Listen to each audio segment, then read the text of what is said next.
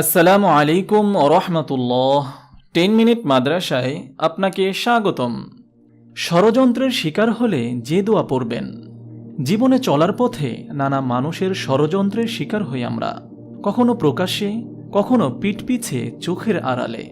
জীবনে যত অশান্তি আর দুর্ঘটনা ঘটে তার সবকিছু কিন্তু এইসব ষড়যন্ত্রের শিকার হওয়ার কারণে।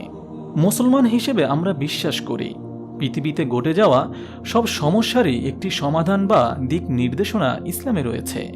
পবিত্র কোরআন ও হাদিসে মানুষের নিত্যদিনের বিভিন্ন সমস্যার সুন্দর সমাধান রয়েছে। জীবন চলার পথে নানান সংকট বা বিপদের সময় জাগতিক চেষ্টার পাশাপাশি কোরআন হাদিসের এসব নির্দেশনা অনুসরণ করাও মুমিনের কর্তব্য। মানুষের দ্বারা ষড়যন্ত্রের শিকার হলে পবিত্র কোরআনে একটি দোয়া বর্ণিত হয়েছে। দোয়াটি হলো রব্বি ইন্নী মাগলুবুন ফান্তাসির। রব্বি ইন্নী মাগলুবুন ফান্তাসির। অর্থ, হে আল্লাহ, আমি তো অসহায়, অতএব তুমি আমাকে সাহায্য করো। নূহ আলাইহিস সালাতু ওয়াসসালাম যখন তার উম্মতের দ্বারা কোণঠাসা হয়ে পড়েছিলেন তখন তিনি আল্লাহর হুকুমে এই দোয়া করেন এবং মহান আল্লাহ মহাপ্লাবন দিয়ে তাকে সাহায্য করেন, তার শত্রুদের নিশ্চিহ্ন করে দেন। সূরা কমার আয়াত 10।